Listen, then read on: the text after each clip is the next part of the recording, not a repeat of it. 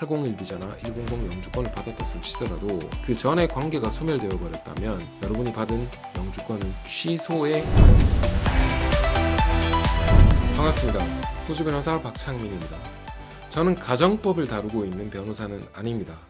하지만 비자의 여러 종류 중 아니면 대부분의 비자에도 보면 dependent, secondary applicant 이런 개념 들어보셨을 거예요. 즉 주신청자가 비자를 신청해서 영주권을 받건 임시 취업 비자를 받건 할 때 동반 가족들도 동일하게 같은 비자를 받을 수 있다. 기본 개념이죠. 그죠?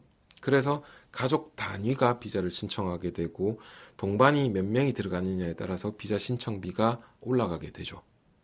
자, 더더욱 나아가서 디팩토 파트너 또는 스파우스 이런 배우자라는 관계를 이용해서 파트너 비자를 신청하는 경우들도 있습니다. 그런데 이 파트너 관계가 이혼이라든지 아니면 결별을 통해서 헤어지게 됐을 때 비자에 미치게 되는 경우, 여기에 대해서 오늘 이야기를 한번 해보려고 합니다. 좀 빠르게 쉽게 이야기할 수 있는 파트너 비자부터 먼저 이야기를 한번 해보겠습니다.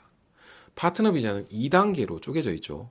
820 프로비저널 비자, 801 비자. 이게 이제 온쇼어에서 신청한 배우자 비자를 뜻하는 거고요. 오프쇼어에서 신청하면 309 비자, 100 비자로 이렇게 쪼개지게 됩니다. 2단계로 쪼개져 있는 이유는 뭐냐 하면 결혼이나 이런 디팩토 관계를 토대로 한 번에 영주권을 주고 그 이후에 그 영주권 받는 과정에서의 어떤 불미스러운 좀 더우지한 상황으로 인해서 마치 미국식 그린카드와 같은 제도로 남용되는 것을 방지하기 위해서 프로비저널 비자, 820 비자나 309 비자를 먼저 줘서 그 이후에 여전히 잘 살고 있고 진실된 관계가 제뉴인하게 이어지고 있는지를 확인한 다음 마지막 영주 비자를 주는 단계. 이렇게 2단계로 쪼개져 있죠. 그런데 이 마지막 최종 영주 비자, 801 비자나 100 비자가 나오기 전에 만약에 릴레이션십이 브레이크다운 또는 디보스가 이루어졌는 경우에는 크게 유의해야 됩니다. 자, 세 가지 경우를 제외하고는 일단 여러분들이 아무리 801 비자나 100 영주권을 받았다 손치더라도 그 전에 관계가 소멸되어 버렸다면 여러분이 받은 영주권은 취소에 해당이 돼야 됩니다. 그게 법이니까요.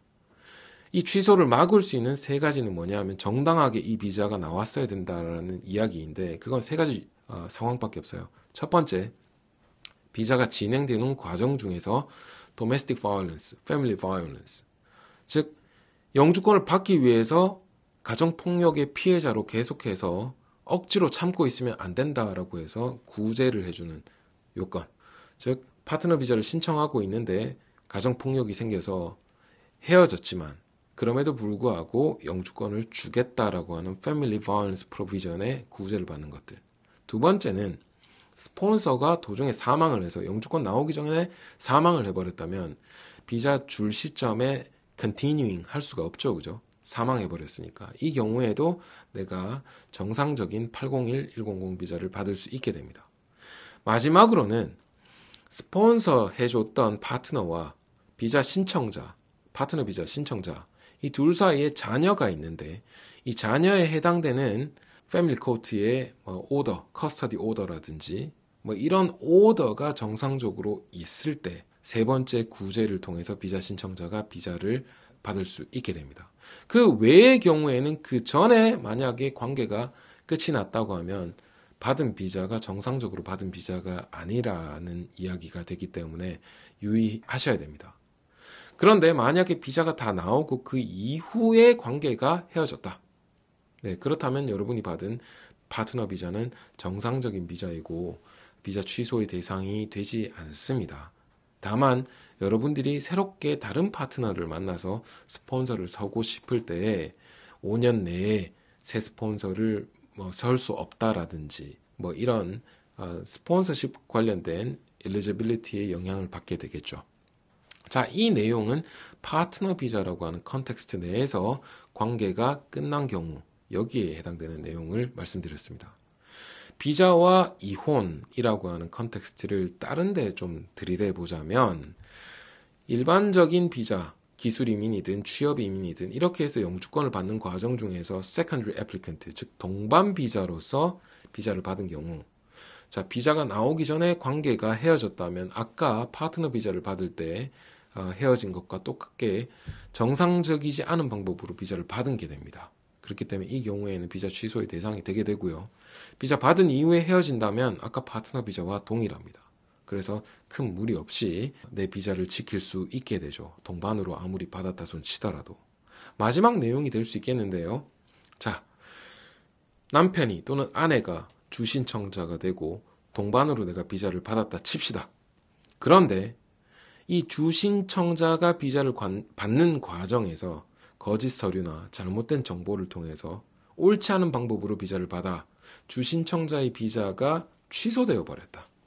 이 경우 이민법 제140조에 근거해서 여러분이 아무 잘못 없었을지라 할지라도 여러분 비자도 동시에 법적 조치를 통해서 그냥 자동 캔슬이 되어버리게 됩니다. 안타깝게도 이 경우에 내 비자가 캔슬됐지만 그 비자 캔슬에 대해서 재심을 신청할 수도 없고요. 헤어진 남편 또는 헤어진 아내가 재심을 통해서 비자를 살려내지 못하면 난 결국 아무것도 할 수 없이 영주 비자가 취소된 상황에 놓이게 되게 되죠. 아무 컨트롤이 없어진다를 뜻하게 됩니다. 굉장히 치명적이죠. 그죠? 그렇기 때문에 비자는 아무리 주 신청자가 남편이든 아내든 여러분도 여러분의 스테이크가 걸려있기 때문에 함께 준비하시고 정상적으로 제대로 된 비자를 올바르게 신청할 수 있도록 응원해주고 함께 노력하는 것이 정말 중요합니다. 더더욱 나아가 파트너 비자를 신청할 때 두 분의 관계가 진실되고 이어져야 되는 것은 기본 중 기본이기 때문에 각별히 유념하시기 바랍니다.